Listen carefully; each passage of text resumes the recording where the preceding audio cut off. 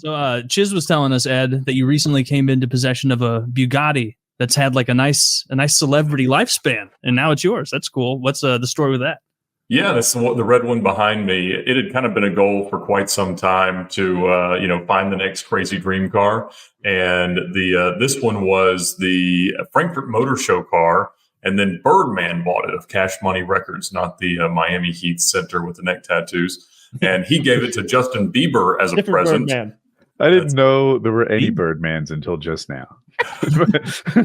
Well, now you won't be confused as to which one it was. But apparently he had collateralized some massive loan on his house and his Bugatti, and so all of it got repossessed. And so then a bank sold it, and Floyd Mayweather bought it to preemptively celebrate beating Conor McGregor in that fight they did.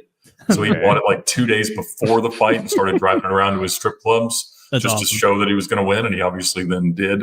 Mm-hmm. I learned today that right after that fight, he bought a $25 million house in Beverly Hills that he's never spent the night in. So that guy loves his treats. He's like, "Oh, I do need a little treat." This little $25 million mansion. That guy spins like he thinks they're going to take it all away at some point. He really does. He spins like he thinks at some point it's all going to come crashing down no matter what, and they're coming for him. Like it's crazy. Yeah, I've known a lot of people that didn't come from anything, and they do that. Like a badass private jet, like the kind of jet that like you throw 12, 15 people in and go to London from New York is like $20 million. $25 million to frivolously spend is insanity. Like I never understood how Mike Tyson could go through all that money until they laid it out in like an infographics YouTube video, and it's like with the pigeon budget. Yeah, he went through like $500 million, something crazy like that. That's it. And then it kind of started to be transacted by this dealer who was he's the nephew of the Whittington brothers, who were some legendary marijuana smugglers and part-time Porsche racers in the 1970s and 80s.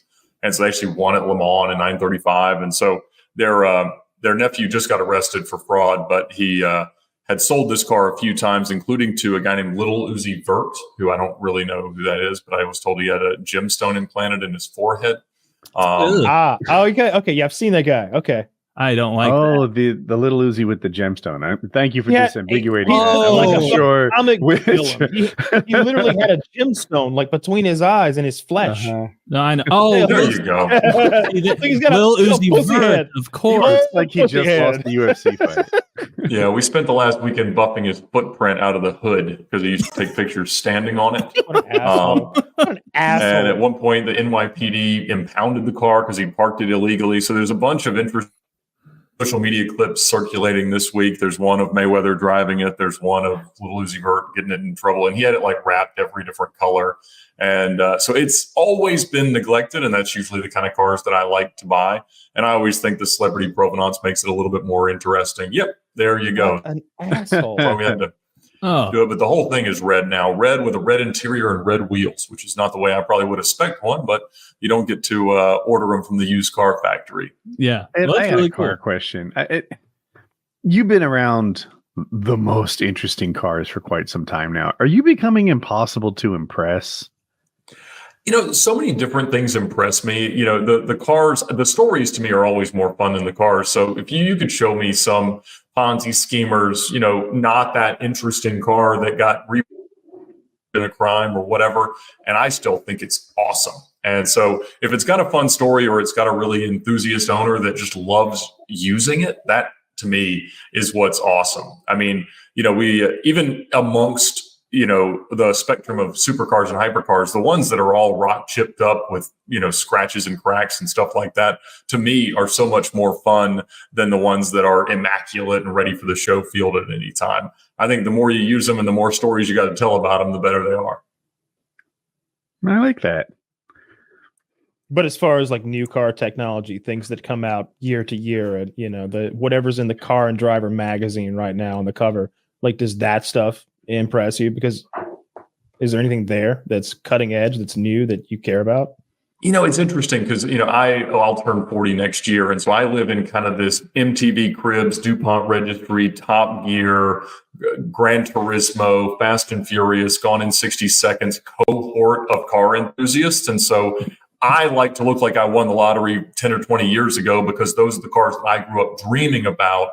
And the chance now through extraordinary financial arrangements with these banks to be able to own them and drive them, to me is really the peak. So I don't look at like the Ferrari F80, which came out today, and it's the successor to the LaFerrari and the Enzo F50, F40, 288.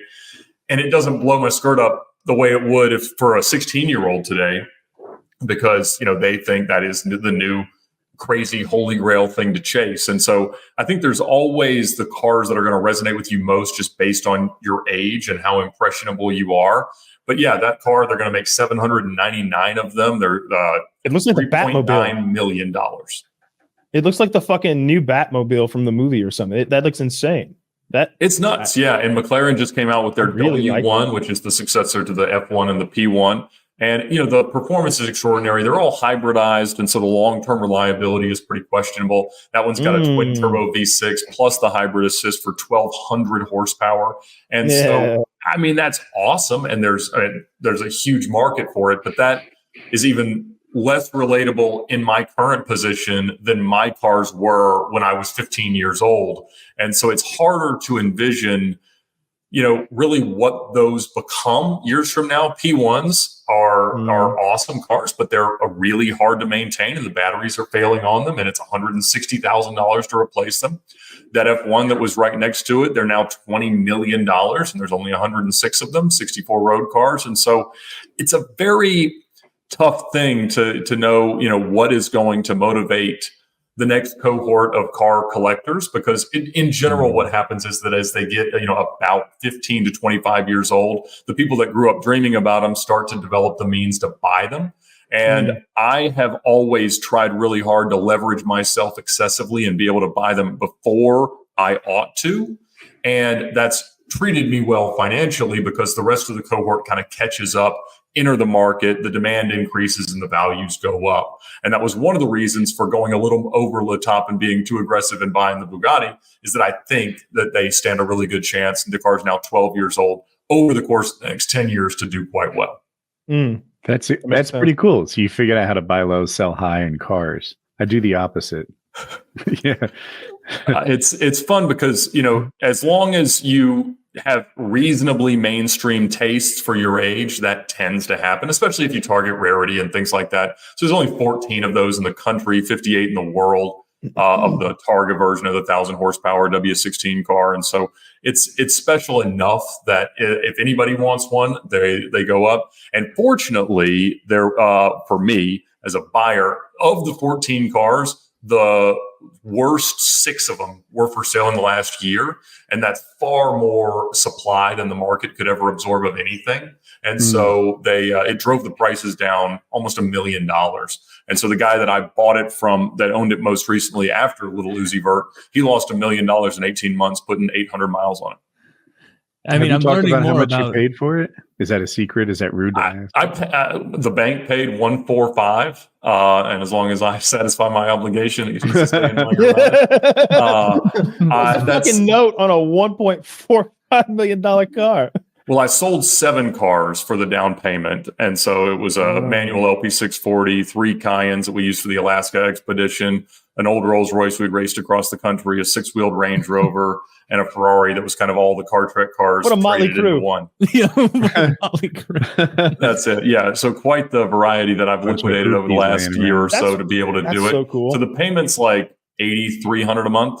Yeah, which I can float for a little while, not indefinitely. 10 years, you said, right? That's when it should make some money. Right. Yeah. So that's the thought, is that, over the course of the next, 3 to 5 years, hopefully it moves in the right direction and I'm able to maybe refi some equity. Yeah. Good luck. Well, that's a awesome. big move. That's a cool move. That's a lot of balls too. And it requires a lot of foresight as well. How many cars did you say went in? I think it was like Pokemon cards. And then 7 for scary. 1. 7 for 1. Okay. Put it all in red. I like that, Zach. Put it all. Yeah. Which car is this? Is this red car right here? It's the red. Yeah. Oh, it's so scary. I'm so unsophisticated in this because the red one in the gray black one closer to you Yeah. look the same level of cool to me. Do you eat any of them? You know, I try not to worry about anything with them. I try to buy the worst examples of my favorite cars so that I can't make them any worse. I like to live in the margin between like really unacceptable and okay.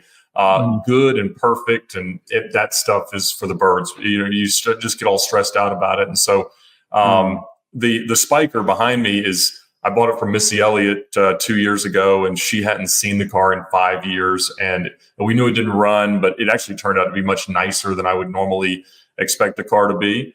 And so, yeah, of the cars back there, the red one left, the orange R8 turned into a Ferrari, and then that left, and the 2 Cayennes back there are gone. I've got one left. We had 4 at one point.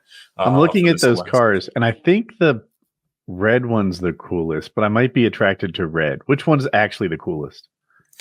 Well, my favorite ones are the 2 Lambos in the middle, the black one in the middle, because they're just the manual transmission LP640s that I grew up dreaming about. But they're all the same car, effectively. They're a 6.5 liter naturally aspirated V12 Lamborghini Murcielago from 07, 09, and 2010. So the red one certainly had the most presence to it. So you got good taste. Okay. And if that one had there's only 44 of those in the country, but only 3 of them have manual gearboxes, and those are worth about $5 million. Mine was an e-gear car that had the whole front knocked off of it during a group drive in New York. Damn. Man, this is a fun business to be in when you love cars. Just being like, I gotta work. I have to trade 7 incredible cars for the rarest car of all time. That's It's another day at work. And the coolest thing was that the Bugatti logo is EB, and my initials are EB. And so I always wanted the license plate EB, but it had been registered for 15 years. And so our VinWiki app allows you to get the VIN from the license plate. And then I plugged that into Carfax, and I got the shop that had been servicing the car. I called them. They gave me the owner's number. It was a landline, and they wouldn't answer for years and years. But after I got the car, I Googled her name, and it was this woman that lived not too far away, but she passed away in January. And so I got her, the obituary gave me her daughter's name, who I followed up with and said, hey, sorry for your loss, but do you have any plans for that license plate? And she's like, I think I know where it is. And so she went to Mom's house and pulled it out, and I was able to get it. So I have the EB plate on the EB car. That's cool. I'm happy for you. I bet that was a good day when they got that done. Yes, feels good to have it. Cool. Sorted. What's the all right? So this thing's $8,300 a month. How much is the insurance? Because I'm sure you've got fleet insurance, but you can't just slide that car onto the policy, right? No, but since it's with Haggerty and they kind of know that you can only crash one at a time, it's about $600 a month, which as a percentage of value is really low. That's smart. Yeah, Interesting. I guess. Yeah. Wow. God damn. That is quite a note. That's hard to imagine. 8,300. Well, there's another car YouTuber called the Stradman, and he recently acquired a Koenigsegg Agera, and he took over an existing lease for the car, and it was $35,000 a month at about a $2 million loan amount. Was it crazy lease terms too? Was it like 500 miles or something retarded? Well, usually what these are what's called an open-ended lease. So we have a sponsor called Premier Financial Services that does them, and it's really a balloon loan based on the way anybody would look at it, because it's not like a normal lease where you can just turn the car in at the end of it. So it allows you, it looks like that, except it's blue. And but for $35,000 a month, I cannot fathom. I mean, even being able to do it next month, much less like every month for probably a 5-year term. What does the car cost? It was probably about $2.8. He actually had a Bugatti that he traded for it that had been owned by a pornographer for some time. And he a pornographer, like a high-ranking pornographer? No, I don't believe so. He pornography business is good. Taylor, make a note of that. Was he he's a grip? He's holding the boom mic over the people fucking. I can't remember his name. So he was really active on the car forums like 15 years ago, 20 years ago when I was a kid. And he was, it was always about like the first time a girl had ever been on camera. That was his like shtick. Mm-hmm. And so he owned a bunch of interesting cars. He also made a video with a gold Lamborghini Murcielago out on like an abandoned highway near Vegas going 219 miles an hour. And so then he bought this Bugatti and made some content with it, I suppose.